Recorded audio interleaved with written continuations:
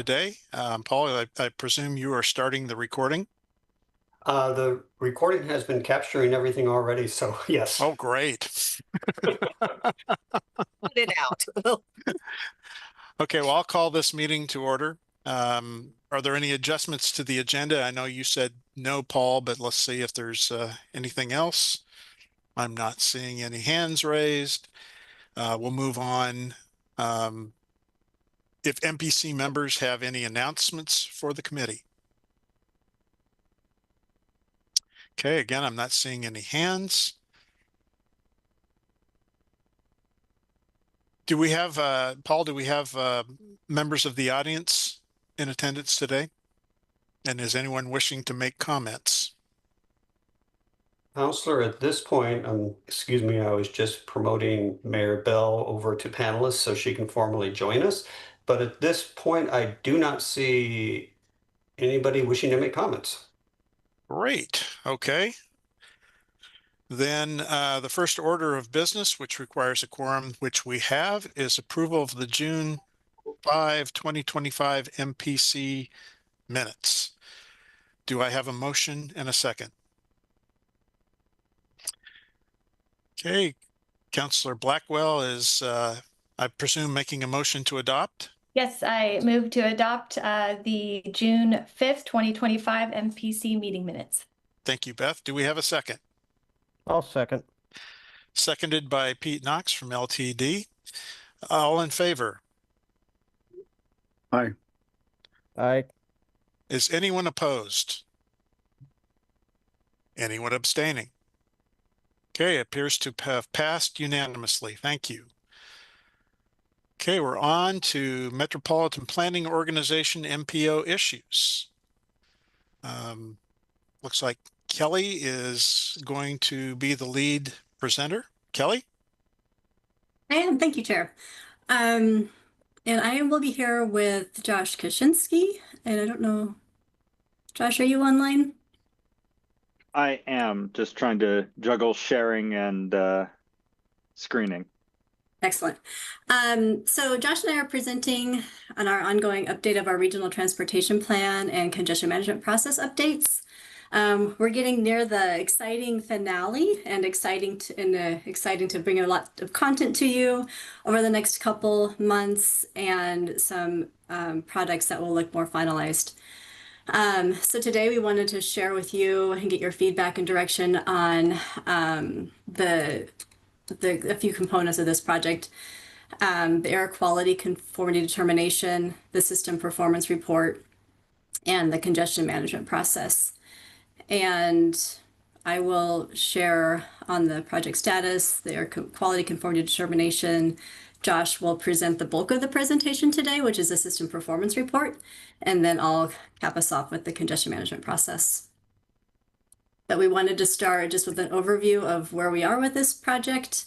We've been before you many times. We've tried to come at least every time MPC has met to give you updates and your feedback and direction. Some of the major components we've covered more recently are the draft project list, which we completed at the June MPC meeting with your direction for approval. And then came back with the vision and goals and objectives and some refinements to those at the June MPC meeting as well. So we feel like those kind of components of this project are well in place. We've been before you a few times with our congestion management process to lay out what this 8-step process is and how it fits into our region. We'll present a little bit more on this at our next meeting, but have a little update for you and at the end of this presentation. And again, like I said, in October. Today, as I mentioned, we'll be sharing a lot on the system performance measurement. How is our system doing today and into the future?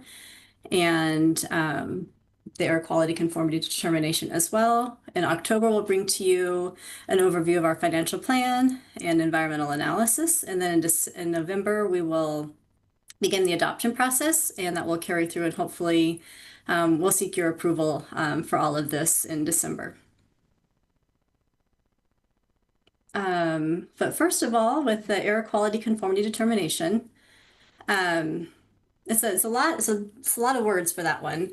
But the history of the AQCD is that in 1987, the Eugene Springfield area was designated by the United States Environmental Protection Agency as a PM10 non-attainment area because our area reached levels of PM10 higher than the standard that was allowed. And that was actually redesignated in 2013 to attainment because it was found that the poor air quality had improved to a point where now it met the standard. But that did bump us into a 20-year maintenance period that is intended to ensure that no backsliding occurs or that that the standard continues to be met. During this, the transportation was not found to be a significant contributor of the PM10 pollution. That came from actually wood burning, home wood heating, and industrial sources, but we continue to be in this maintenance area regardless. Oh, thank you, Paul. Yes, PM10 refers to the particulate matter that is 10 micrometers in diameter or smaller. I should have mentioned that.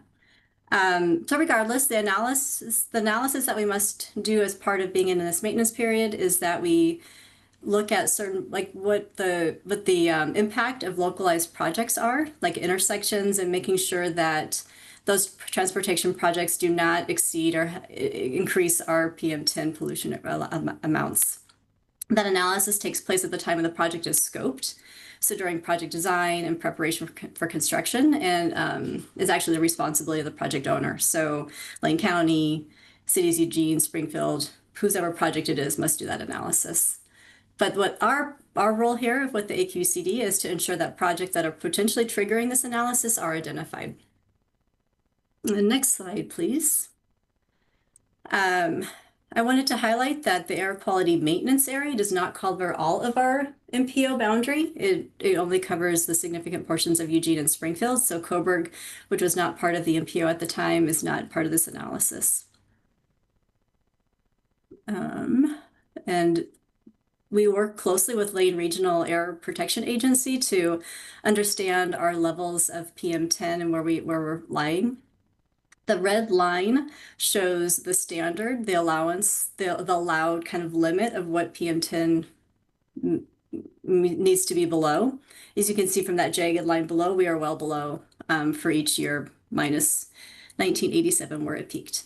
And you'll see this chart does exclude wildfire data. We did have a spike during the Holiday Farm fire in 2020, but LRAPA is able to exclude that data out because it's not transportation related. Next slide. So where we are with this process is the full draft is in your packet, but what we do is send that draft to an interagency consultation group of local, state, and federal partners. And we're meeting with them as a group on September 10th, and we'll go over everything that's in the air quality conformity determination, our findings, the levels that we're at, and then the project list that we've provided with an indication of whether, from our interpretation, whether projects are exempt from analysis or not. And this is a process that happens every time we meet with, or we update the RTP. And so this list has been through their review a couple times. We've had good conversations with this group over the years, and they're very helpful in understanding like what our responsibilities are in projects that may need analysis further. The process for the AQCD is consistent with our regional transportation plan schedule, and so it will follow along with the RTP adoption process. And it's actually the document that our federal partners at the US DOT will review and approve after MPC has approved and adopted our regional transportation plan. So we'll get a letter like the one shown on this screen that is very formal saying that they reviewed, that we're still in compliance, and that we continue to be in a maintenance area. Hopefully. I don't know why we wouldn't, but I should caveat that. If I'm happy to answer any questions about that. Otherwise, we'll move on to the system performance report that Josh will provide. Are there questions from the MPC? And I cannot see everybody's hand, so I have a limited screen with the sharing. Okay, I'm not hearing anybody speak up. Thank you, Kelly. All right, Josh, it's all you. Thank you, Kelly. Chair, for this next portion of the presentation, as long as it's okay with you, I'd like to invite members to jump in with clarifying questions when they have them. Some of these measures can be a little bit dense, and so I want to make sure everybody's understanding what we're talking about. So, However you wish to proceed. Thank you. excellent. You all received a copy of the system performance report in your packet, so we're just covering the high-level information here. There's a lot more detail in the full report. So why are we doing a system performance report? It's one of the federally required elements of a regional transportation plan, part of the performance-based planning and programming that you've heard us talk about before. So this is intended to ensure that the investments we're making in the plan are helping us to reach the plan goals. There are a number of federally required performance measures that we're required to adopt. Kelly's going to talk about those afterwards. I'm going to focus on the regional measures we adopted because they're more specific to what we're tracking in this specific region, as opposed to the federal measures, several of which are sort of statewide. And I just want to note that although we're required to adopt measures and targets for those measures, there are no specific ramifications for not meeting those targets. When we do our review, we may get some feedback, but there's not like any triggers that happen if we miss those targets. So here are the current regional performance measures, the ones we've adopted locally. I'm not going to read through all of these because we're about to talk about them one by one. Most of these are the same as the previous RTP, so if you were involved in that process, they will seem familiar. We did, however, combine a few of them and then make adjustments to how we're reporting a few others. One of the ones I want to call out is the vehicle hours of delay performance measure. That was one that we had been calculating separately through our regional travel model, but there's also sort of a companion or very similar federal measure that we're required to report on. Unlike some of the other federal measures, this one we were required to adopt a local target. So we have both a measure we're already tracking and a local target for this one. And so for this RTP, we determined that the best way was to just point to the federal measure for that and just report on the single one. We're going to continue tracking the information associated with this regional measure. And if things change, we can always go back to reporting on it separately. So before we do a deep dive onto each of these measures, I did want to talk a little bit about the regional travel model, which is what we use to get most of these results. This week is back to school for most people. So if at any point in this presentation you feel like someone who's come back from summer break and has no clue what the teacher is talking about, you're probably in good company across the region. I acknowledge that most of you have not had a deep dive into how our regional travel model works. We did have our modeling consultant, Jennifer John, give a presentation at our TPC meeting in June, and we can always bring her to this body if there's interest in understanding more about how our regional model works. There are four major elements to the regional travel model: population, employment, the road network, which for the future year also includes the adjustments to the road network that is made by the constrained project list, and then the transit network, both where the buses are going and how frequently they come. So those are the four major inputs that feed into the model to determine how much traffic we're seeing or estimating on our various road segments. But there's also a whole host of other inputs.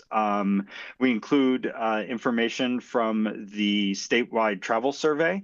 The current one is an older vintage. We just completed an updated travel survey in 2024, but those results weren't ready for this model run this time around, but they will be next time.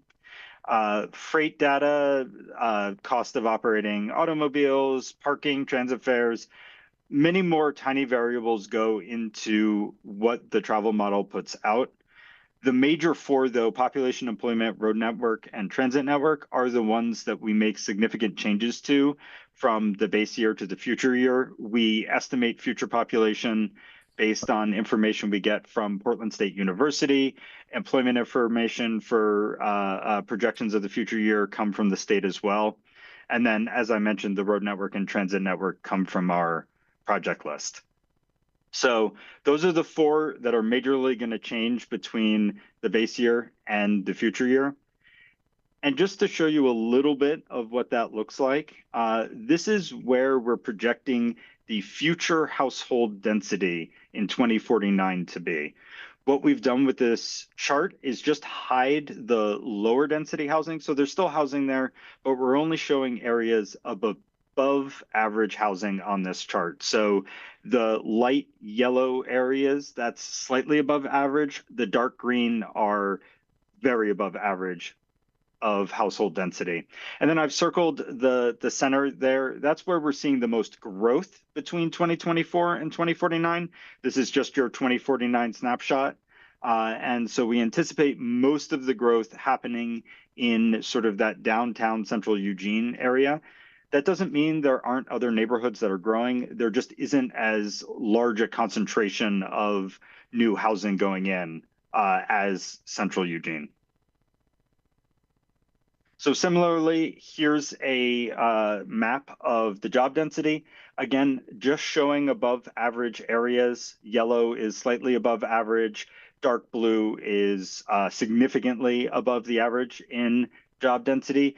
And we've again circled areas where our model is projecting growth in job density. Downtown Eugene, downtown Springfield, the Gateway area, and then the Clear Lake Road area.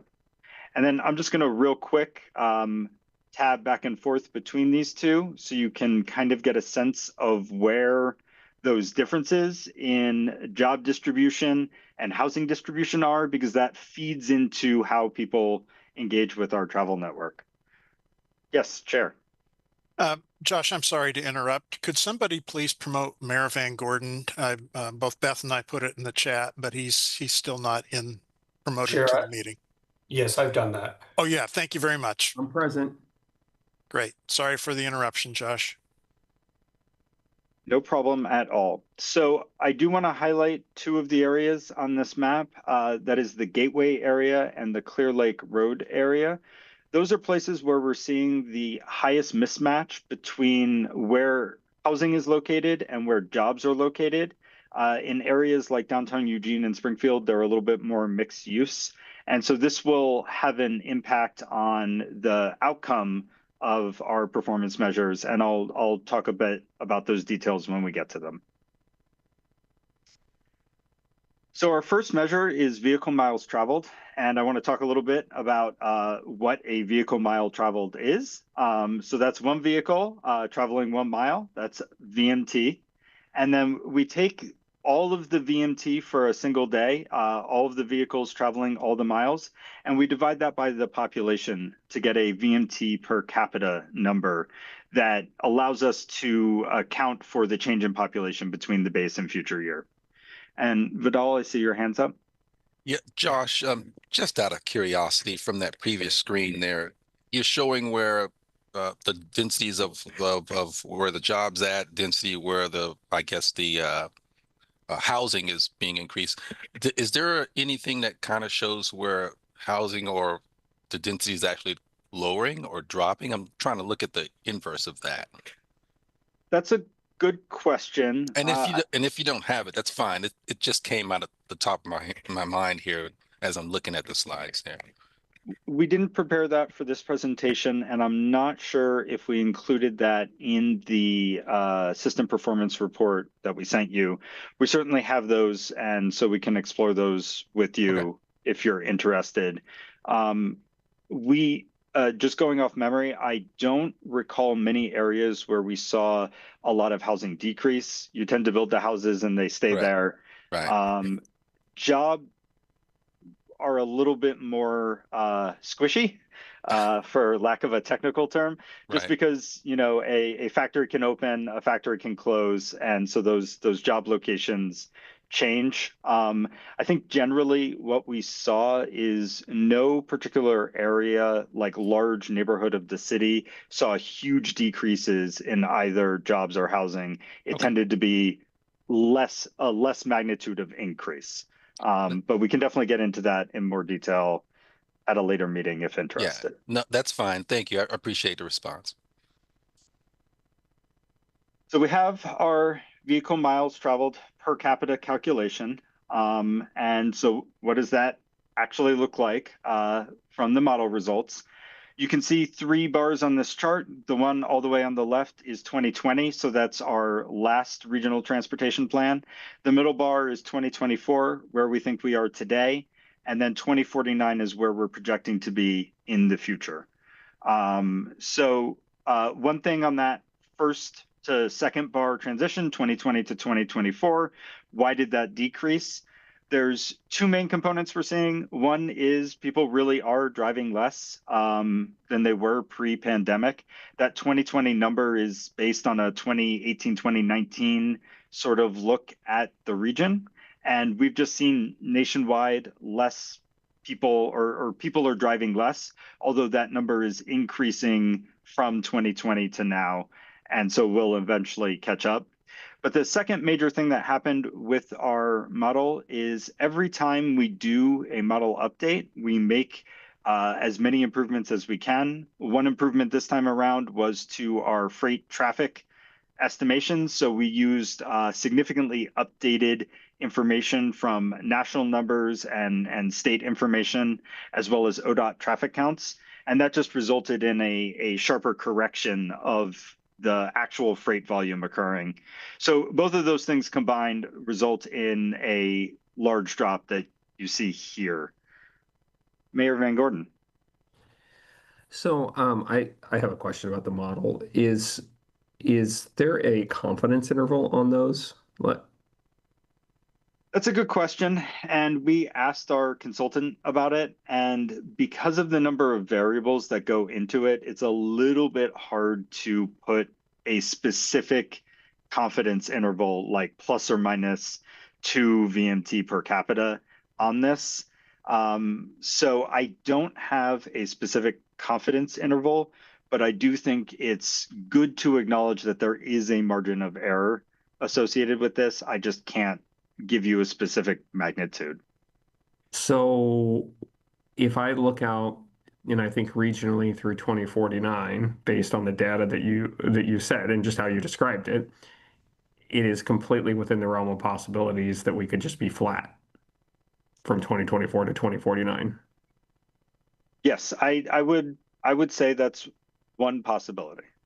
Yeah. Okay. So, and maybe that's something that as we just talked about, people go back and, poke on a little bit, right? These are all forecasts, right? Like, we're dealing with long-term planning and like understanding the variability here would help us. And we should not be really, I think, presenting this, in the public like it's 100%, like we will come in at 16.80. There's lots of things that can change between now and 2049.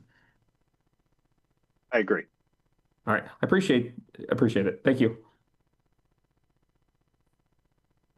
We are, however, required to set a target. And so the target we have set is to maintain or reduce VMT per capita. And so based on that, we aren't meeting that target. I think the mayor made a very good point about sort of a degree of uncertainty that we have. We set this target to maintain or reduce because it's consistent with the updated OARs, the Oregon Administrative Rules regarding local TSPs. As a federal plan, the Regional Transportation Plan isn't required to follow those OARs, but we wanted to maintain as much consistency with them as we could because the relationship between our project list and the local transportation plans is fairly strong. And so the consistency in the target helps us track how we're likely to do with those local TSPs.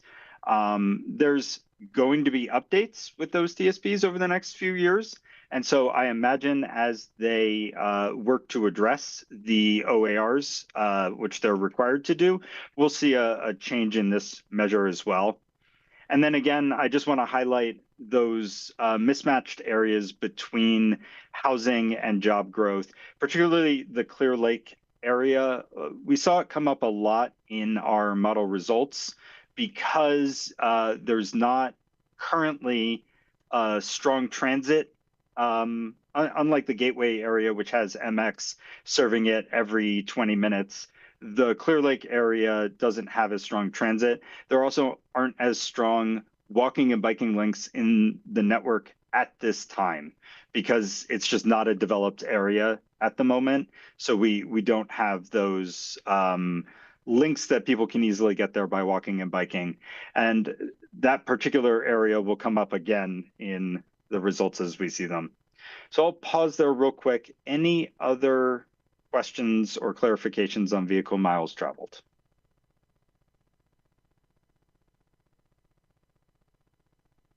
Okay. Moving on to our travel time corridors, we use two sources of information for this. We use our model outputs, and then we also use the National Performance Management Research Dataset, or NPM RDS. What that is vehicle probe data. So vehicles that report their location to a server or something like that. A lot of that is freight vehicles. Some newer model vehicles are also constantly reporting to the manufacturer how fast they're going. And what we can do, or not we, but the national labs can collate all this information to produce a sort of how long it takes that vehicle to travel a certain segment of time. And we can use that to check both passenger vehicle time and the freight travel time along a particular corridor. So the magenta corridors on this map are the ones which we're tracking both passenger vehicle and freight. Those cover most of our national highway system.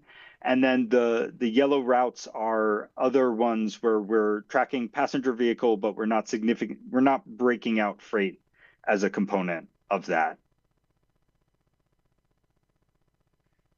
And so here are the results of those travel time corridors. We have a projected specific number of minutes it takes to traverse that area. That varies based on the speed and length of the corridor. Some of these corridors are just have a lower set speed and are shorter. And so the overall travel time is less. So we also look at the percentage change between 2024 and 2049. 24 is at the top in the light magenta. The darker purple color is 2049, and that's the bottom for each of these. For this measure, we're computing a regional average of the change in travel time, and so that is 4%. Our target is to either maintain or limit any increase to no more than 5% by 2049. So based on that, we are meeting the target for this measure. I want to note a couple of caveats with this. This is based on your PM peak travel time. And Vidal, did you have a question? I was just going to note that the only one that's showing slightly less is Franklin, or Highway 99, 6th and 7th and Franklin. Maybe you were going to comment on that and I probably jumped the gun. Sorry. Yeah, that one does show a slight decrease. That's one of our longer corridors. So there could be changes sort of anywhere along there if just hop back a slide. So that goes all the way from the edge by the airport down through central Eugene out to sort of the two roundabouts at the Willamette River. And so it's a fairly long corridor. And so while for that entire length, we're projecting a slight decrease, there may be sections along that corridor that are increasing or decreasing. Oh, thank you. Thank you. Very good. Yeah. So this is a regional average, this 4% number that we're looking at.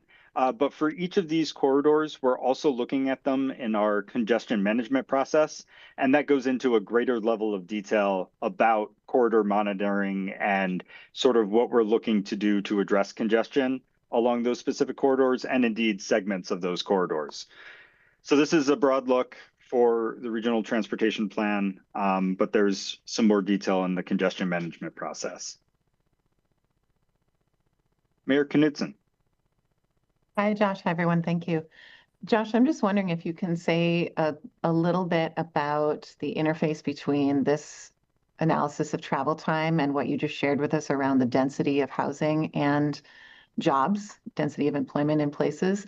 I'm struck by the fact that there were several corridors or measured segments that indicate, how it is that we're meeting this target, that are either maintaining or slightly reducing or only very slightly increasing, but that also there are several areas where we would expect there would be a greater density of opportunities for people to slow and stop because they're reaching a destination or accessing services in close proximity to one another and in neighborhood centers or mixed use centers. So I'm just wondering if you can talk a little bit about how the impact of those very positive things, having more access to jobs and housing, and ideally close to one another, relates to this analysis that might skew a little bit more towards like almost a conclusion about throughput or a lack of friction or a lack of slowing in travel. Can you just speak to that a little bit? Yeah, so each of these corridors is made up of individual segments. And so we compute a travel time for that segment.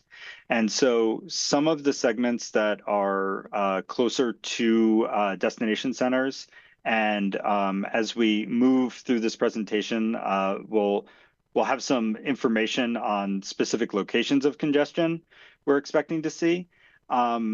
So as we move through those particular areas, there's definitely more traffic and things slow down. We have a diversity of measures to measure some different priorities. There are 7 different goals for the regional transportation plan. I think this one tends to speak a little bit more towards that movement of goods and services. And so we're looking at travel time, especially with the sort of long corridors and the choice to look at specific national highway system corridors. We're, for this measure, thinking more about how, say, freight might move from the edge of the city into it, or from goods from in the city out. And so I think this measure speaks a little bit less to that mixed use, healthy activity that you're asking about. But we might be exploring it a little bit more in some of the other measures. Great, thank you.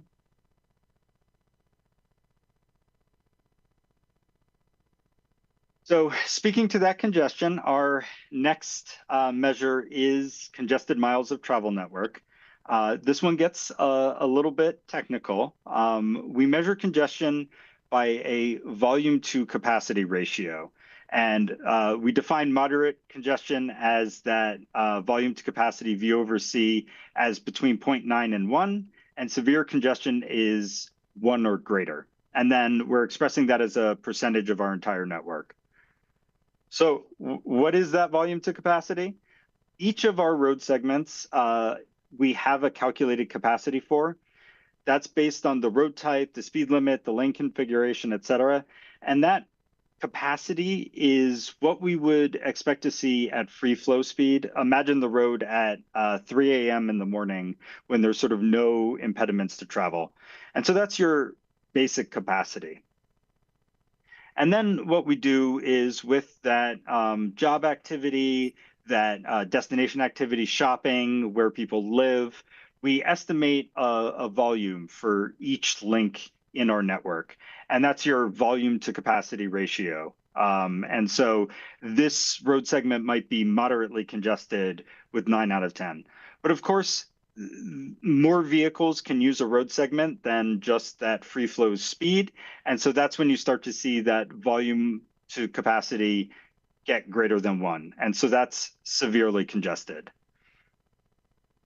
So this is the overall percentage of our roadway network that we currently estimate and then expect to see as congested. Currently it's 1%. Our target is set at 5%. In the previous RTP and in previous discussions with this policy body, we decided to accept a larger or a greater amount of congestion for the region than some other regions might consider. And I think in part that speaks to what Mayor Knudsen was asking about, as whether congestion is necessarily a problem or just a representation of healthy activity. And so even in the future year, we are projecting congestion to increase, but it's well below what our target is. And so our goal is to limit our miles of congested roadway to below 5%. We're meeting that target.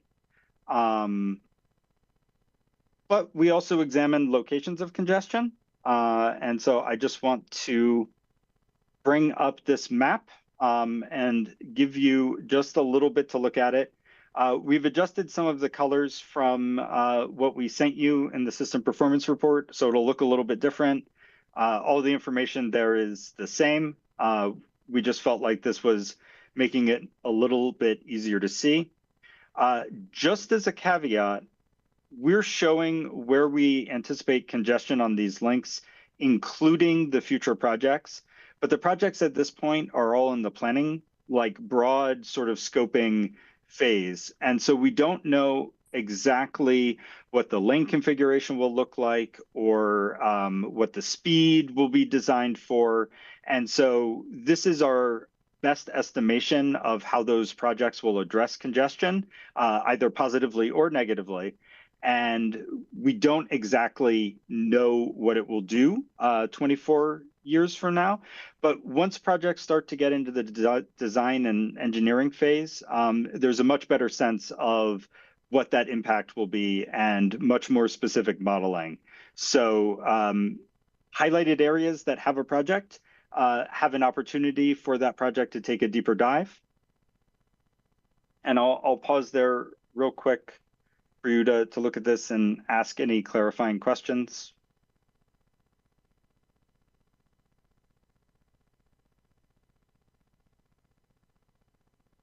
See Mayor Knudsen. Just another so that you can help us continue learning. I think there's some areas here it's easy to very quickly imagine the current circumstance, especially during that 30 minutes of peak travel in some of these locations. Others where they're identified as severe congestion, they look like locations where there's a significant shift in speed, that where you're coming from a high speed highway or arterial condition and transitioning into a local street network. Can you just speak to that a little bit, Josh? I'm just curious if I'm interpreting that correctly, or if there's something else that we should be thinking about. It was the Amazon 30th Avenue transition that really caught my attention. Yeah, and I think that's an excellent example of sort of that volume to capacity ratio. So the volume may not be any greater along that segment, although it might. There is anticipated new development out Spring Boulevard to the east of where that line is. And so that may be contributing, but also your capacity for that segment goes down because the design speed is slower, which we want. There's a school there, and so we don't want people traveling as swiftly, but then that shows in the model as congestion. And so, this map isn't necessarily intended to be locations where you absolutely have to get rid of that congestion, but it provides us sort of a guide to areas we might not have expected that for, and then we can look to take action. Thank you. Mr. Knox.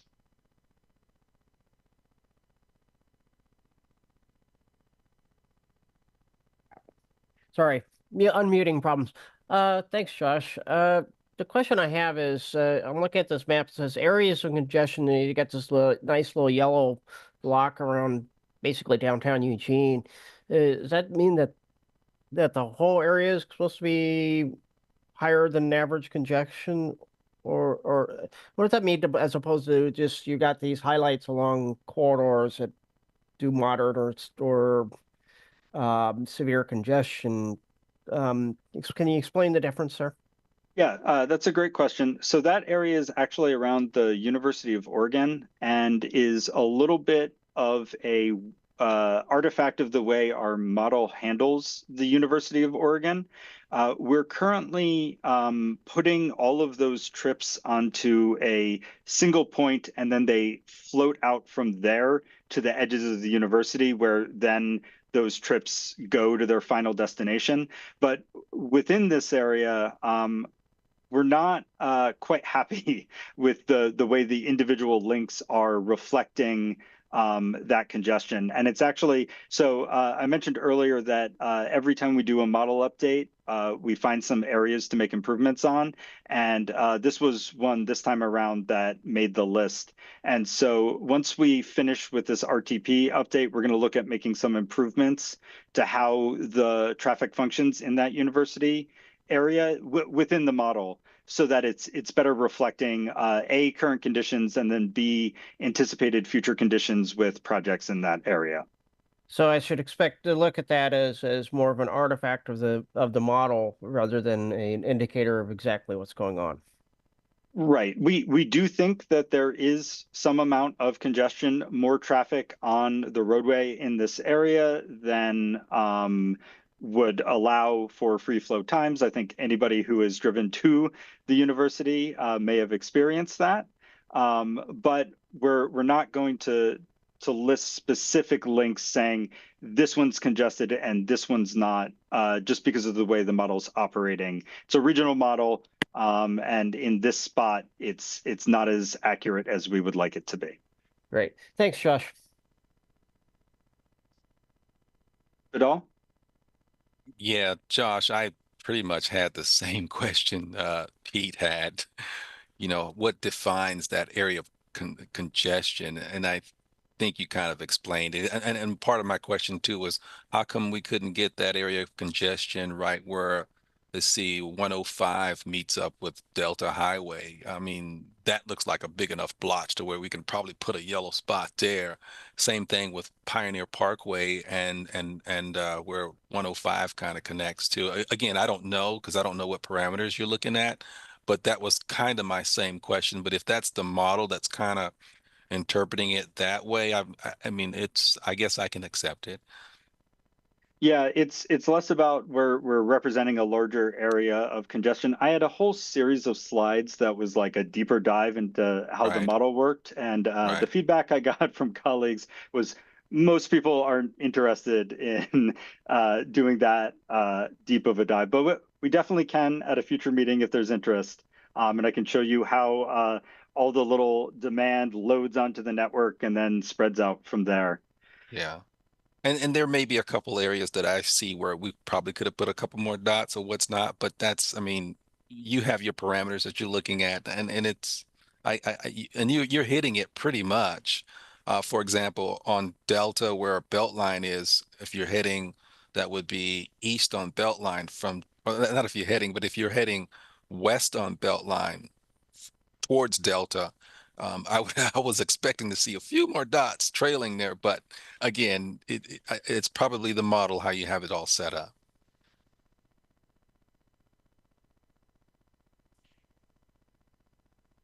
I think Mayor Van Gordon was next, unless I just want to check and see if Paul had a clarification of something I said. Well, Josh, I'm just thinking that part of the reason that we only have the one area shaded as an area of congestion is to rephrase your explanation, is that really what we're showing is an area that has a number of streets. We know the area has congestion and we haven't pinned it down to exactly which street because of the model limitations. Whereas elsewhere, Vidal, where we're showing the dots on specific facilities is because we do know based on our model that the congestion is specific to those individual streets. Is that correct? Yes, thank you. Thank you, Paul. All right. This is really interesting. I would love to get maybe some deeper information about particularly the Gateway area and the North Gateway area, and maybe that's just a conversation with the staff at a point. We don't have to dive into it now, right? But that's a place that is always deeply on our watch list when it comes to traffic issues. And if you have more data or you can get with the Springfield staff, I think they'll find that really helpful. I guess the one question and then one comment. I see a couple places where I would expect to see dots that I don't see dots. And would it be helpful for me to tell you that, John? Or is that just, a product of how we refine models? Well, without knowing what those spots are, I can't say whether it's just a product of the model or not. So certainly, the two things that surprised me about it were how heavy the dots are along MLK, and they're not along the north-south gateway axis, which is where we see a lot of traffic and experience today. That's the worst performing intersection in the whole city. And we don't and it could just be where the dots are mapped, right? So that's one place where just on first sort of glance, it doesn't necessarily make sense to me. The other place where I think there's more is that kind of 40-second interchange with Olympic. I know there's been some investments and stuff like that out there, but it's still pretty regular that we see a lot of backing up on the, either on the Olympic side, on the 42nd side, just all over the place there, especially with those big trucks. So that's one of the places that it just sort of doesn't meet my just first glance at it.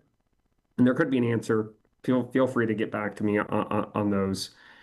And I guess the other question that I had about the broader map was from a congested miles perspective. I think it's back to that question I had about forecasting, sort of, out to 2049 are some of these places, I guess, is the position of the plan and the position of the model that no matter what we do, or based on our current assumptions, this is where all the congestion, these are sort of the pinch points. Or is it more that some of these places, because of how forecasting works, we could actually be fine in some of these places, but some of these intersections and roads are really on the bubble for congested miles. Could you tell me more how to read this? Yeah, so I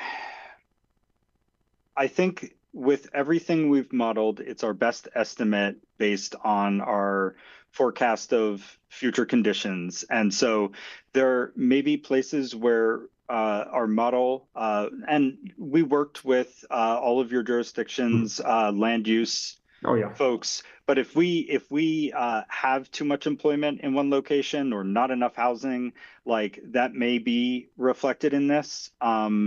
Also, as you note, we're showing just if you've hit that 0.9 to 1 threshold, that is moderate congestion. But if it doesn't hit that threshold, if it's very close, it's not on this map. And then likewise, that dip from moderate to severe congestion is that 1.0 or greater. What a driver might experience in those conditions may not be radically different, but then it changes color on the map. Okay, so that could explain my earlier question, would be maybe there's a lot of people right on the bubble on the other side and just didn't make the map. Yeah. Okay, great. Thank you. You're welcome. Paul? Josh, please correct me if I'm wrong about this, but in part responding to what Mayor Van Gordon said, it's true that this is a 2049 projection, so keep in mind that it's not only reflecting the housing and jobs slides that you just saw, but it's also reflecting, Josh, again, correct me, the projects that we have in the draft RTP, the projects that and improvements that are intended to be put in place between now and 2049. So at some locations that seem perhaps congested today but aren't showing up here, it may be that there are projects planned in the next 25 years that are going to reduce the congestion by 2049. Yeah, I think that's an excellent point.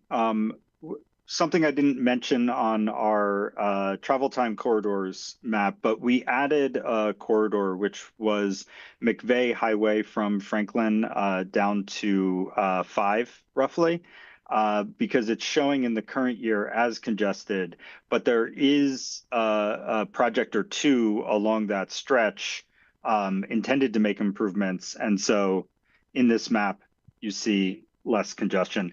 I'm also only showing the 2049 in this presentation. You're not seeing that transition from 2024 to 2049. One of the things we've talked about with this system performance report is putting it onto our online data portal, in which case you'll have access to interactive maps that you can use to explore this in more depth. And so unless there are additional clarifying questions at this point, I think just to keep the presentation moving, I'll move along. Okay. Our next measure is mode share. So this is mode share. Our measure is non-single occupancy vehicle mode share. So that's shared ride, transit, walk, and bike. Something significant I want to note about this is you won't see telecommute on this chart, because this is when somebody makes a trip, how are they using our network? And so they may be working from home all day, but if they're heading to the grocery store to pick up some milk after their workday, how are they doing that? Or any of the other trips they may take. So telecommute isn't included in this chart. It is somewhat considered in the current model. It will be much better captured in our next model update as part of the new household activity survey that was conducted statewide and we participated in. And the major reason for that is this is using a lot of pre-COVID activity information, and we all experienced shifts, including in this meeting, sort of, with since that last run to this run, there's just a lot more online and remote activity occurring. The other major shift in this mode share sort of chart is in the transit network that we're projecting for the future year. Lane Transit District is currently working on their long-range mobility plan. And so what we determined to do for this model run was keep their future network in line with what they currently have in adopted plans, but doesn't reflect, I think, the full depth of what they might plan to improve in the future. And so that's one reason you're not seeing an expansion in the transit mode share in the same way that our model run last time around did, because we pared back that network for this particular run. And so our target is to maintain or increase that non-single occupancy vehicle mode share. According to this, we are not currently meeting that target. I'll note that Mayor Van Gordon has brought up a couple of times sort of a margin of error. The 2 percentage points we're seeing here in drive alone increasing may be within that margin of error. And then we're not capturing everything in the model that informs somebody's trip choice. We don't have future projected fuel costs or those improvements in technology fully captured in this model run. Things like telehealth, where folks may previously have driven themselves to an urgent care. You can now call up a nurse and describe your symptoms, and they can tell you whether it's necessary to make that trip or not. Any questions on this slide before I move on?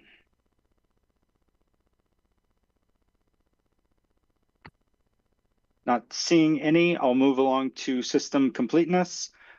So we measure the system completeness of our bicycle and pedestrian networks by looking at information we have about the current existing network and where projects that will improve the bicycle or pedestrian infrastructure are. This isn't limited to specifically those projects that are labeled as a bike or pedestrian project. You may have a roadway project like a new collector or an urban standards project that, when built, will include curb, gutter, sidewalks, bike lane. And so even those projects aren't listed under the bike ped project list in our overall project list, they do make an improvement to that condition. And so we are tracking that as part of this measure. So our goal is to increase the number of those facilities completed. And based on the information we have, we are meeting that goal. Just a caveat there, our quantitative analysis, the actual number of miles of regional pedestrian and bike facilities, isn't something that's easy to calculate at the moment because we have a few different data standards within the region that we use to track that. Eugene, for instance, might track bicycle facilities by marking out the bike lane on both sides of the road, whereas Springfield in some places may just have that as a center line, that there is a bike lane along this corridor, but we're not marking those lines out separately. ODOT's currently going through an amazing project that will create a statewide multimodal inventory that will have one consistent data standard for our entire region and, in fact, the state. And so we're looking forward to that for our next system performance report, when we'll have a much better apples to apples comparison across the region. And then one of the model improvements we're looking at making is adopting an activity-based model, perhaps not for our next regional transportation plan, but the one after. Activity-based models tend to capture bike and pedestrian activity a lot better than our current trip-based model does. And as always, with anything model related, if you're interested, we can bring back a whole separate presentation on that. So our next few measures are based around access, and I just want to talk about how we calculate that specifically for the regional transportation plan. We start with a household. We know that there are jobs and services located around that household. We also know how far that household can travel on our network in a certain amount of time based on the mode: bike, walk, bus, drive. And then we can calculate the number of jobs or services that household can access. For these measures, what we're then doing is adding together what every household in the region can access and dividing by the number of households to get average access to jobs or services. So when you see a number like 22% of jobs can be accessed, that's by the average household. Depending on where you live, your access to transit, whether you live right on a transit line, that number may be more, or it may be less if you're living in the parts of the city that are farther away from job or service concentrations. So this is our access to jobs measure. There's a lot going on this chart, I'll acknowledge. On the left side in the magenta, you're seeing the current year 2024 average access, and the blue line is the future projected access, 2049. For each time period, 20, 30, and 45 minutes, we have walk, transit, bicycle, and motor vehicle way to access. And then we're using these travel times because it better represents the way people interact with our travel network. They don't necessarily just look at how far they can get in 20 minutes. Depending on their mode, they may be willing to travel in 30 minutes or 45 minutes. And these times were chosen. 20 minutes is very close to the Lane County average commute. According to the census, it's about 19.2 minutes. 30 minutes travel time is a lot closer to a national average for commute time. And then 45 minutes is a commonly used measure for transit travel time. It's the one Metro uses, for instance. And so for all of these, we're calculating both the current number of access, but really what we're looking at is that shift in access between the base and future year. And so for this access to jobs, we're kind of meeting the target. There are some of these, notably on this one, transit and bicycle, where we're seeing a decrease in access. Clear Lake Road that I talked about earlier, that industrial development is expected to add a large number of jobs. But our future year network does not have a robust bicycle network for that area. That may be something Eugene addresses in their TSP update.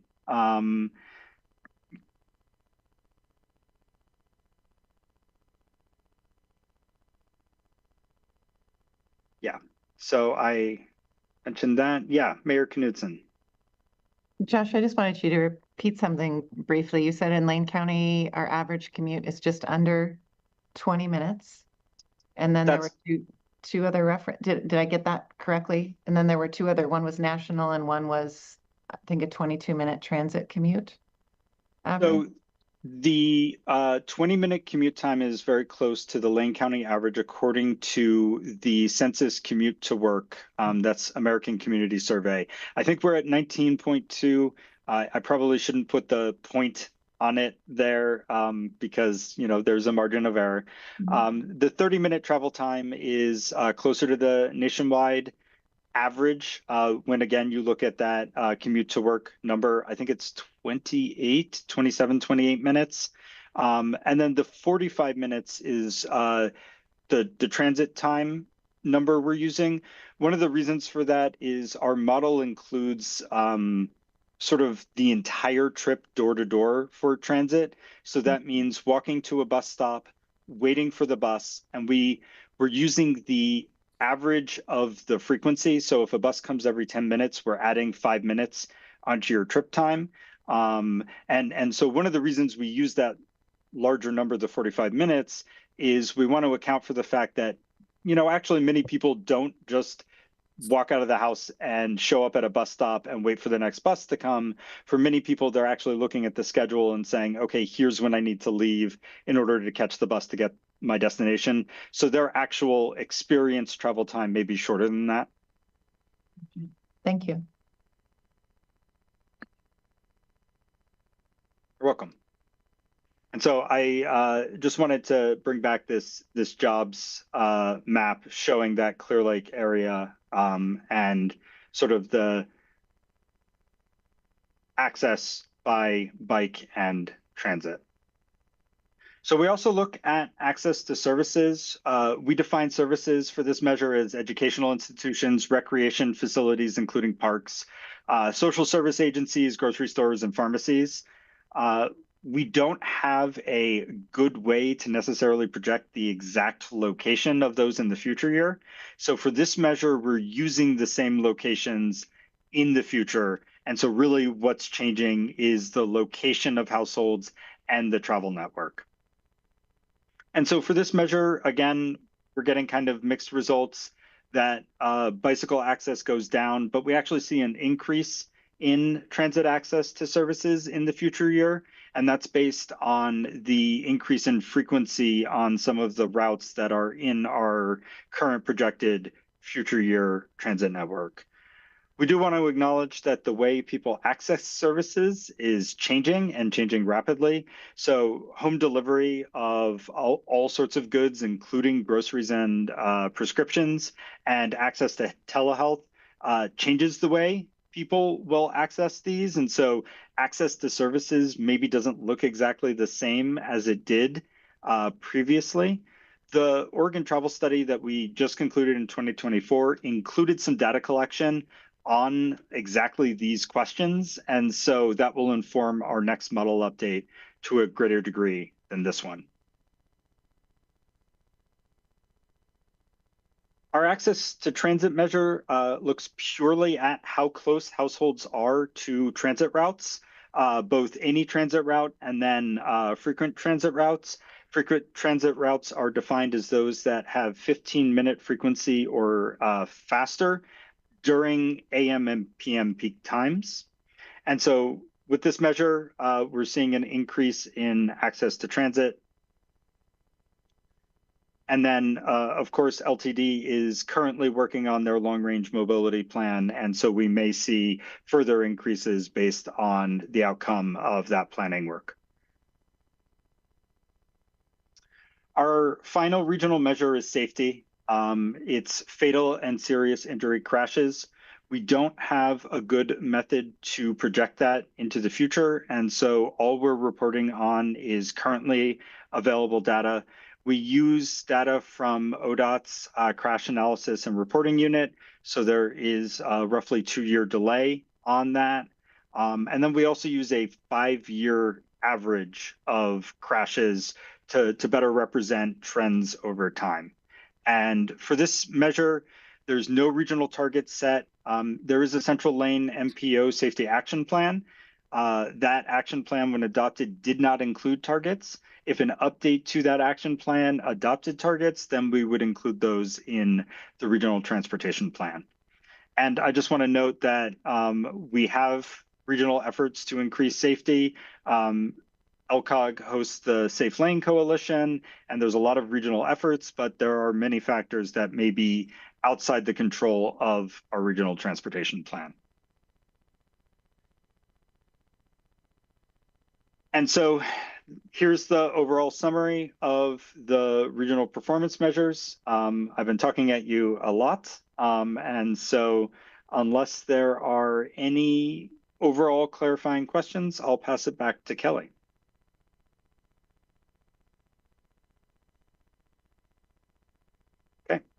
Thank you all for your time. All right, thank you, Josh. I'll just spend a few minutes on the federal performance measures. It's a whole nother kind of category that we have as part of our performance-based planning and programming framework. But the really important part that we really wanted to cover and have this conversation about was the regional measures, because of those reflect our priorities, and were thoughtfully kind of chosen and selected and refined through this process. So thank you for the conversation here. The federal performance measures have had unique deadlines for target setting between 2018 and 2022. And MPC has supported the approach that we coordinate with ODOT for each of these measures. And ODOT is actually as part of that framework, ODOT is responsible for reporting on the measures to the Federal Highway Administration and the Department of Transportation. But we do coordinate closely with ODOT for each of these. There's certain reporting frequencies that we work with ODOT on, and it's typically every 2 years that we look at the measures, how they're doing, and if there's any adjustments that the state wants to make or we as an MPO may want to make. Those federal highway measures are the pavement condition, bridge condition, system performance, and safety. And then the federal transit measures are asset management and safety. And I'll just briefly cover each of the kind of the sub measures within each of these, but we'll not plan on spending a lot of time on it. If this is something that MPC would like to have a more in-depth presentation on, please let us know. We'll bring them back at a future meeting. Josh, if you could go to the next slide. So the federal highway measures for pavement condition are the percent of pavement of the interstate system that is in good condition, the percent of pavements of the interstate system that is in poor condition, the percentage of pavements of the non-interstate highway system, and national highway system in good condition, and then in poor condition. And there's a lot of value in coordinating with ODOT on these measures. ODOT has all the systems in place to be able to perform the measurements and to report out on it, and to look at what those conditions are. And you can see where we are with each of these. And then on the next measure, we have the bridge condition. And also this is all in the system performance report in your packet. So please feel free to look at these more in depth. For bridge condition, the measure is to look at the percentage of national highway system bridges classified in good condition and in poor condition. And next slide. For system performance, we look at the percentage of person miles traveled on the interstate that are reliable, the percentage of person miles traveled on the non-interstate national highway system that are reliable, truck travel time reliability, and then annual hours of peak hour excessive delay per capita, percent of non-single occupancy vehicle travel, and then total emissions reductions in PM10, that particulate matter 10. You'll see a lot of interplay with these measures and the ones that Josh just reported on. These are kind of looking at the highway system. It's one of the reasons that we wanted to look at a little more localized set of regional performance measures that allows us to understand our region a little better, but these kind of better at a higher level in a lot of ways. And then the next set of measures is around safety. So we look at fatality rate per 100,000 vehicle miles traveled, serious injury, the serious injury rate, and the non-motorized fatalities and serious injuries. This is a statewide reality that we're not meeting our targets, and there's a lot of effort going in now to understand why and how can we respond to this. And the next slide, these next two slides are the federal transit measures. And it's actually a lane transit district that participates most closely in these measures. But as an MPO, we're responsible for coordinating with lane transit districts. So lane transit district has several asset measures that they report on. And then the last set is around, again, safety. So there's several safety measures that lane transit district reports on. I know that was kind of a quick briefing of the federal measures, but we can definitely bring this back if you'd like a further conversation about any of these. And then the last piece that we wanted to talk about with you with the regional transportation plan is our congestion management process. And just one slide on this is that, as a reminder, the congestion management process is an 8-step process for how our region manages congestion. Is another federally required piece of what we are required to do as an MPO.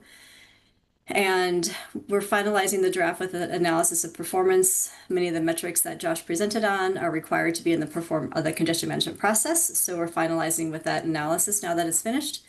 And then we're updating the toolkit of strategies. And that toolkit of strategies represents like all of the strategies our region deploys or employs to manage congestion.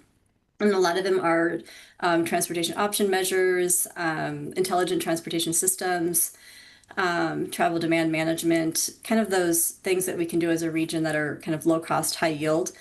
One of the strategies is also building out, but that's the lowest of the priority of our measures is, building extra lanes to manage congestion.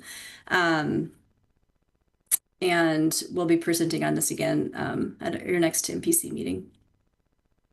So thank you all for the thoughtful conversation here. Happy to answer any other questions. Otherwise, this is all we have for you today, and we'll be back again in October.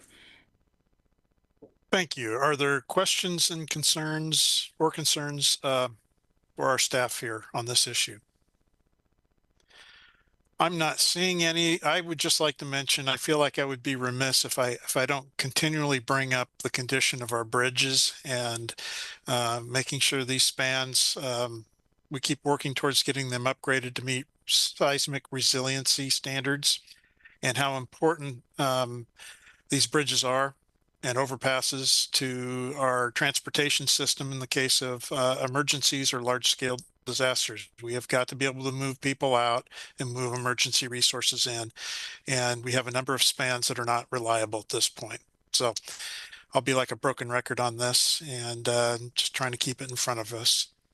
Thank you very much for great presentations. There was a lot of data, a lot of very good information. I'm sure that this will be useful to us in the future. And I would like to hear more myself about some of the federal pieces of this as well, because they are part of our system. So thank you. And with that, we'll move on to 6B on our agenda, development of the 2027-2030 Transportation Improvement Program. Looks like Dan Callister is our presenter. Yes, thank you. My name is Daniel Callister, Senior Planner for the Lane Council of Governments. This item is the update on the development of the Metropolitan Transportation Improvement Program. So I just wanted to take a minute to make sure MPC was aware that we've begun work on the upcoming Metropolitan Transportation Improvement Program, or TIP. And then you can expect to hear more about it over the coming months as we're working with MPC and our staff committee to identify projects for funding, to complete our public process, and to eventually finalize a draft. So the TIP is a document that Central Lane MPO is required to develop and adopt at least every 4 years. We typically have adopted a new TIP every 3 years, and that's a schedule that aligns with ODOT's development of the statewide TIP, as well as with the other Oregon MPOs and their TIPs. So the TIP itself is a programming document that essentially illustrates how we're implementing the regional transportation plan over the next 4 years. It includes all federally funded or regionally significant transportation projects in the MPO area that will obligate funds sometime in the next 4 years. It also includes any project that requires federal approvals like NEPA evaluations. Part of the TIP development process is the programming of the federal funding that comes through the Central Lane MPO to implement projects and programs at the MPO's discretion. And that is done through a competitive project selection process. Our call for projects for that will open later this month, actually, and the staff committee will be vetting and reviewing proposals here pretty soon. Ultimately, the Transportation Planning Committee will provide MPC with a funding recommendation that will undergo a public process. We're anticipating finalizing those funding awards early in 2026. And at that point, we'll have a few other processes and boxes to check before we'll be able to finalize the draft of the TIP document, along with its air quality conformity, both of which will have a public process. We're expecting to have a final draft of the 27 to 30 TIP for MPC to review in the spring, with an anticipated adoption next May.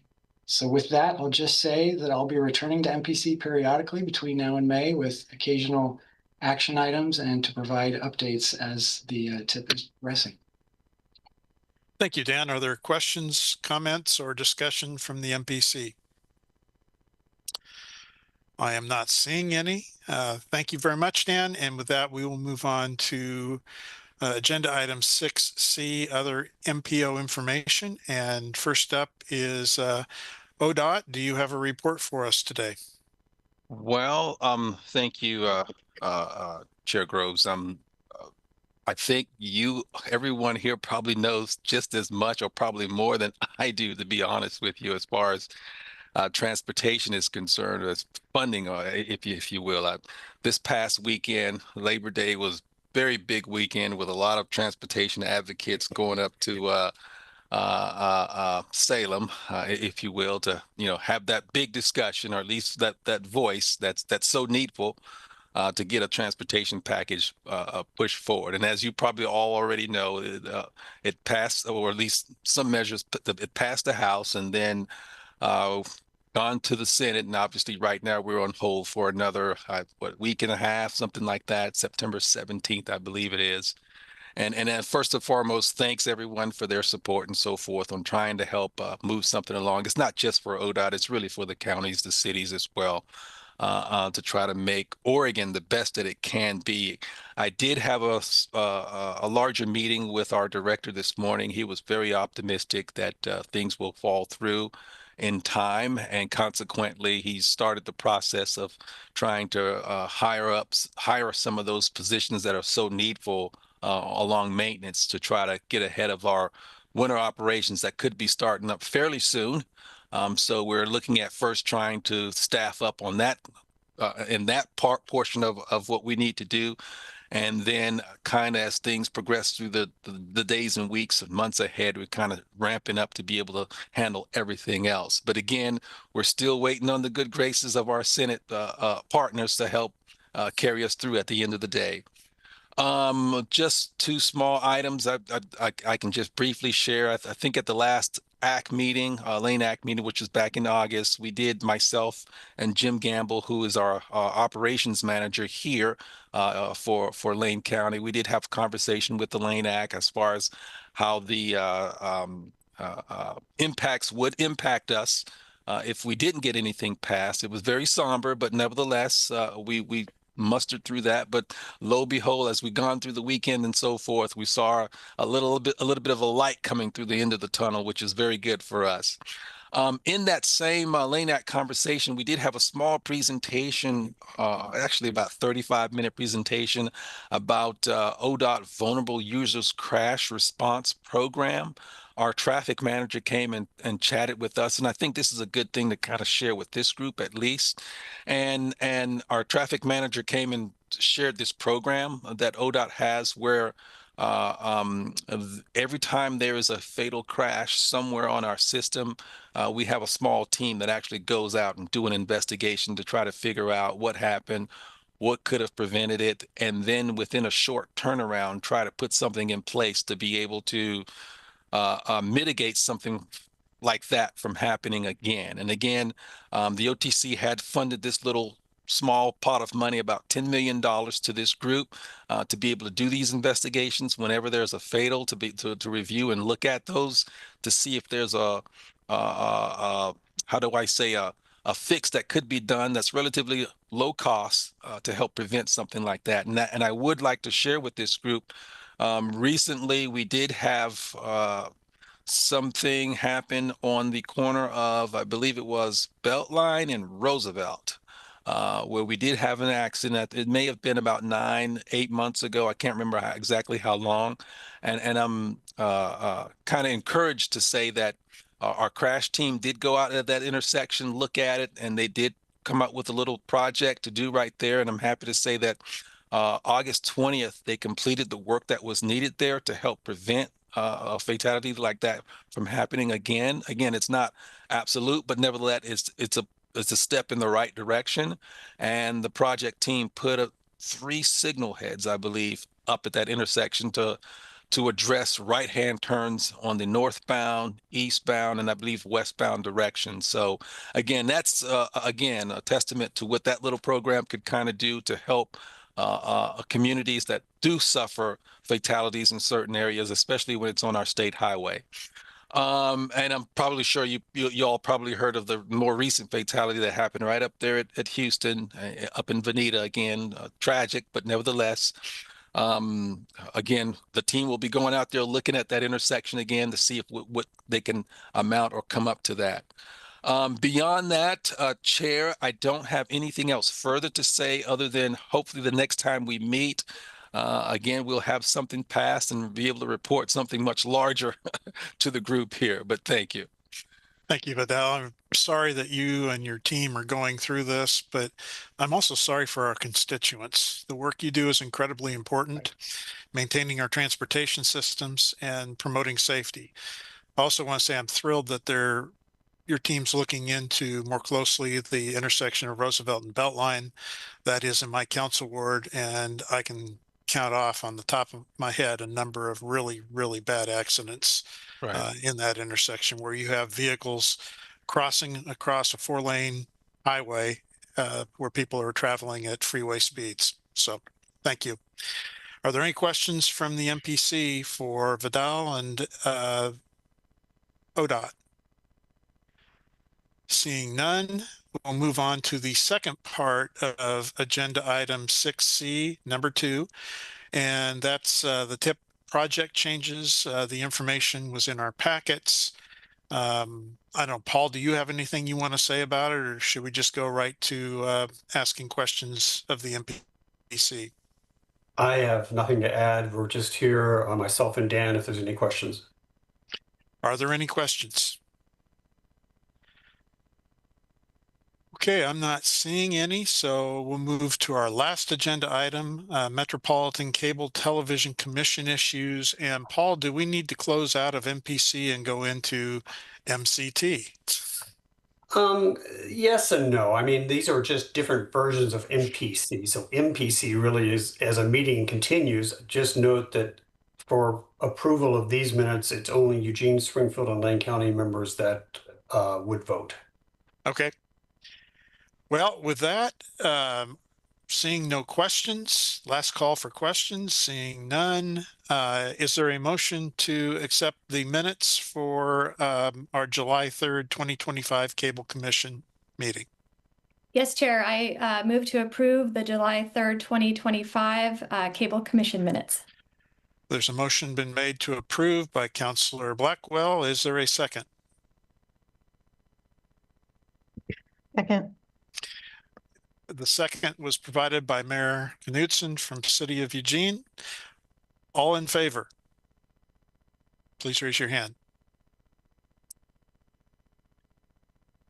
Okay, I can't see everybody. I'm assuming that's a yes. Are there any votes against or abstentions? Seeing none, the motion passes unanimously. Is there anything else to come before our September MPC meeting body? Paul, anything else? Chair, there isn't. However, if you could just, one thing I thought I'd speak to real quick is, again, the idea of holding this meeting in person occasionally. I've been thinking, and I was checking in with a couple of staff during this meeting, but I've been thinking that perhaps our October 2nd meeting would be a good meeting to hold in person, in part because we hope to present the entire draft RTP to you and hold the first public hearing on it and open the public comment period for 30 days. So it just feels like that might be a good point at which to have everybody in the room together. So we're gonna, I'm sorry, I said October, but really November, not October. November meeting is when we're planning to have the full document and the public hearing. So the November one would be when we're hoping to have in person. Adoption would be in December, but we're thinking that the December meeting adoption might just be a quick motion to approve. So that might be actually a shorter meeting. And if we get that done in December, then we can cancel the January 1st meeting unless we want to meet for, celebratory reasons on New Year's Day. Yeah. Do you have ideas of where we can hold the meeting? I have ideas. Brenda, do you think we'll have a functional room by November 6th? This morning, I arranged the tables in the Buford room back to where they were. So yes. Okay, well, bring your water wings. Very good. Well, if there's nothing else to come before the MPC, thank you all for being here today and your input, and meeting is adjourned. Thank you.